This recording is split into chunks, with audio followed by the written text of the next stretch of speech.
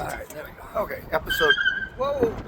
episode 6, part 3, the dreaded tariffs. Yeah. Where do we begin even? Um, well,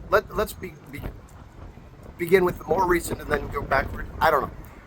The first, what happened this last week where Trump, quote unquote, reversed decision? First of all, he didn't exactly reverse decision. It's the equivalent, as I put it, to somebody who steals your wallet and then gives you back your driver's license. Because he already did most of the tariffs, and then some additional ones. He said he was going to put a 90-day suspension on doing those, but he didn't get rid of the ones he'd already done. So, Yeah, well, I mean, I think there's a bigger question at play. And this all goes back to why did he do this? And, there are people that are, with good reason, saying that he did it on purpose to tank the economy so his buddies could make a bunch of money. So they could buy low, And he had a couple of these guys in there at the White House. And there's a video of it, and it shows him going, "Oh, you made $2 billion yesterday. You made $1 billion yesterday, or today, or whatever it was, whatever the case was." So yeah, there's a lot of people saying that this was a pump and dump done on purpose for his buddies. I know Marjorie Taylor Greene bought a bunch of stock a few days before he announced it, and also just prior to saying that he was going to put, a 90-day hold, or how many days was it? 90 days, yeah. That he went onto his Truth Social and had said that he, this is the time to buy, and this was just a few hours prior, less than a day, Well, and just before that, I thought he himself sold a bunch of his own. Well, that wouldn't account for buying low. Yeah, I don't know, but there was essentially, for lack of a better term, insider trading that he was facilitating for his closest buddies. Once again, I'm in this camp. This guy, if this was something that was the strategy, it wasn't his. Now, I know that people are also saying that this whole tariff strategy was based on some book that is somebody he had put in charge at the first time he was in office, I believe. It might even been recently. He said, what do we do? And this guy came across some book, and it said, about tariffs, and it's some clown with some stupid, idea about how this could work. And that's how it all started. But like I said, I don't think Trump even has any strategy beyond 5 minutes. It can change at any time. It's whatever floats his boat at the moment. He likes to be cruel, so it's a way of saying, I'm going to get you, because he believes that we're getting burned somehow in these deals, because he knows nothing about them. He doesn't know how they work. So the annoying thing, though, is that the false narrative is working. I've got, my next-door neighbors who are Democrats. They bought into the false narrative that, we've got all these other countries that are tariffing us. No, Not some true. of them are that, but generally speaking, that's this is the chart that they brought out, right? It was talking about the deficits. You know why that is? That's because they send more to us than they buy from us. So all these things that they were showing, like 40, 50, 60%, that's not, the actual tariff itself is only like 10, and we actually tariff them more. Like, the whole thing was a joke. It was data that was misrepresented once again, to try and make this false narrative that their tariffs are way high on us, and they're not. It's just, it was taking a number that wasn't supposed to be applied to what they were saying it was applied to. So yeah, it's absolute fucking nonsense once again.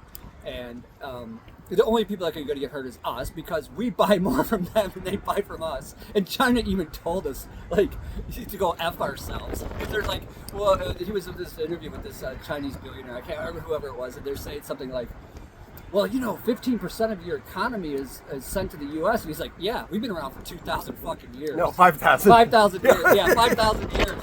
You think you care about your 15% that we sent to you? That's literally, what they said. And then I get thinking about it, it's like, we've been around for 250, give or take, yeah. So, yeah, you're not going to, we don't care. We don't care, buddy.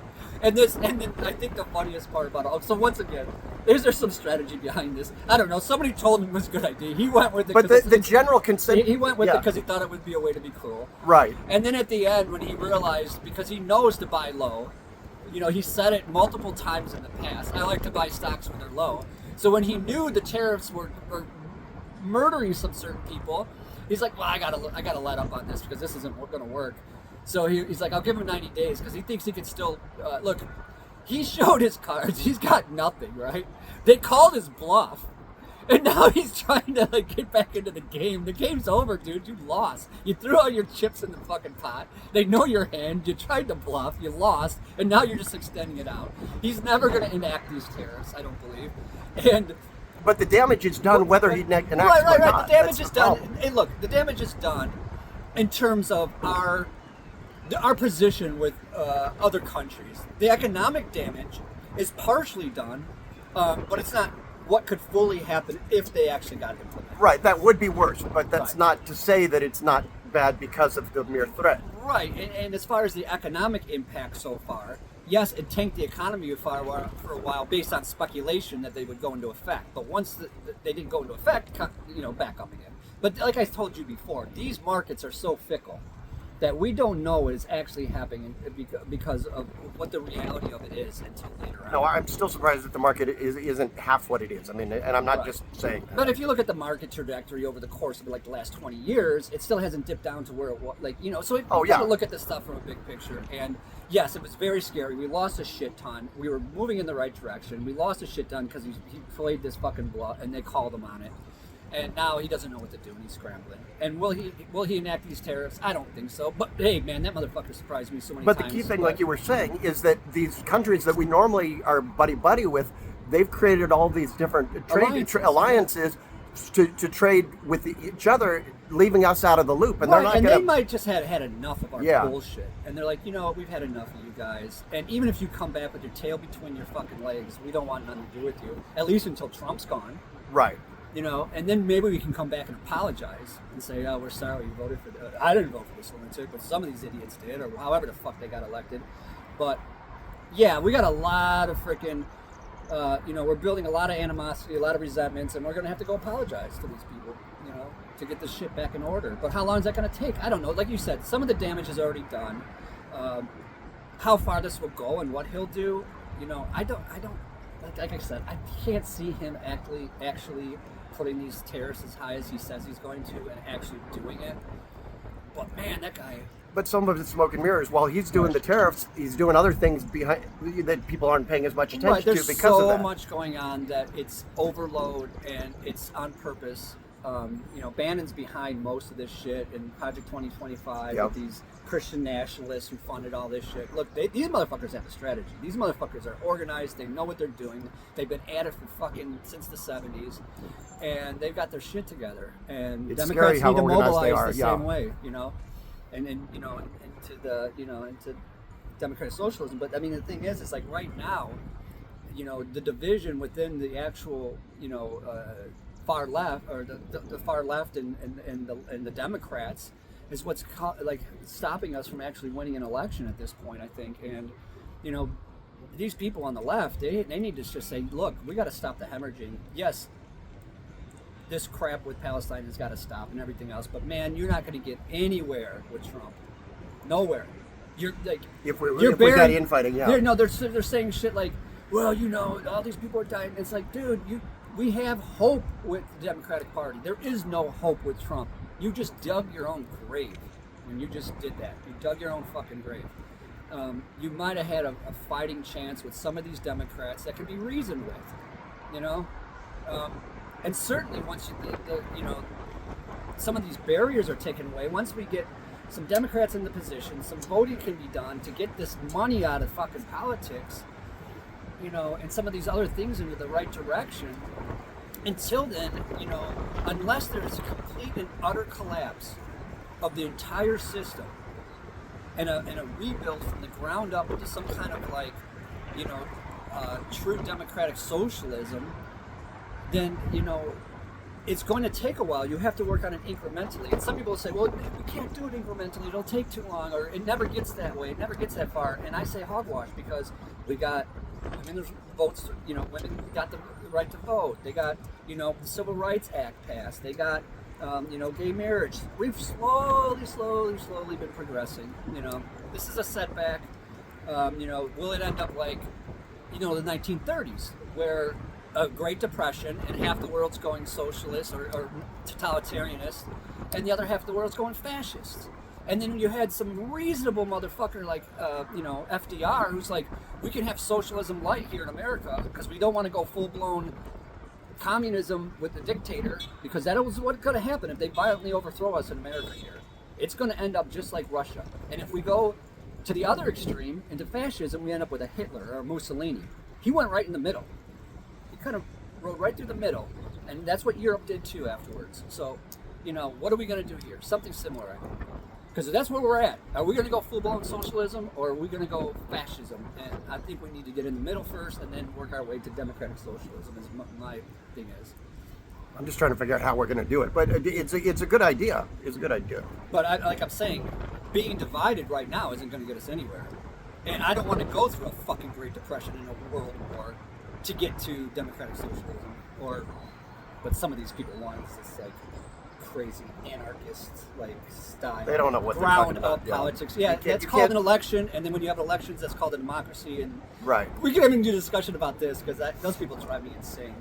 Because it's funny too, because when you talk to them, they always have an explanation of how they're going to do things, and it's like, yeah, that's called an election, and that's called democracy. We already have it. We already It's had that. working the way it's and the supposed more to. question you ask, because when you start to get into the complexity of an advanced society and system where you have individual people doing different work and you have a currency, this anarchism doesn't work. It just doesn't.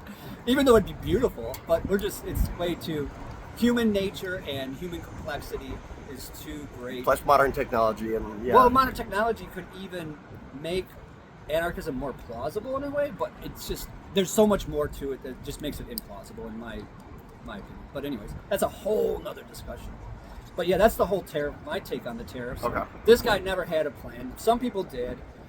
It was total bullshit plan to begin with. Now that the plan came into effect, some people were able to make some money. Was that the plan to begin with? I don't think so. No, that was a secondary That was a offshoot or secondary whatever. offshoot of what happened. That some people took advantage of, monopolized on. That some people, were opportunists and they said, hey, this is a good time. And then Trump warned them ahead of time and said, hey, man, I can't do this because it's going to completely sink the economy and I can't do that. So, yeah, I don't think there's any structure, plan, or any of this. I think people are thinking way too into it. And you know what I want to do about the next discussion then, because it's probably already going into this too long. How far are we? 12 minutes, we're pushing it, yeah. I guess we can. Well, I mean, over the next minute or two. But. Yeah, because this is this whole thing about bringing manufacturing back, because that's what the whole premise allegedly is, that we're going to bring back manufacturing. Well, let me explain something to you. I worked in a machine shop. I've done there's no manufacturing is coming back. First of all, if you were going to retool and get factories back, they'd be robots and AI. There would be no workers. And like some of the work that they don't have robots for today, you're not going to get people to do that for the wages that that they're paying people in China. So the whole thing is fucking comical. It's fucking comical. I saw this one woman's take on it, and I didn't buy her take it out because obviously she never went to the factory. Yeah. But but she was kind of onto it that it's comical to begin with. Yeah. To have we're bringing manufacturing back. That's not happening. But if I could just interject, Sure.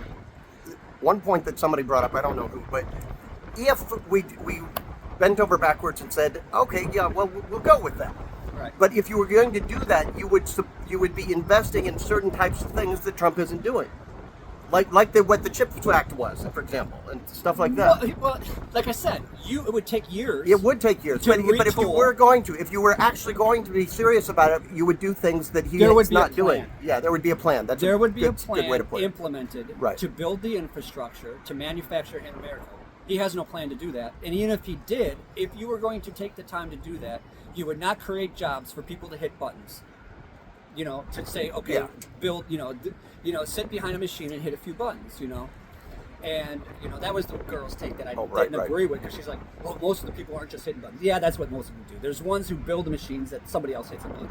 But you understand what I mean. Yeah. Those people don't exist anymore. They're not in factories anymore. It's all automated. It's all robots. There's a few jobs that people have to get in like super intense gear and like do some stuff with microchips, and that's total bullshit jobs. But outside of that, no, we could probably tool that up totally robotic and AI, and there'd be very few people working in these factories. And why do that? Why do that? No one's going to be getting jobs. Let's put it that way. Yeah. And if they did get a job, it'd be shitty and they wouldn't pay you because there'd be no unions. So what the fuck are you talking about? Do you want to? Yeah, we had factories in the 1800s. Yeah, they were called sweatshops, and people fucking died in there. And they got, there was chained machines, and when a fire started, they burned up. That's what you want. That's what the fuck you're talking about. Get out of town. Right.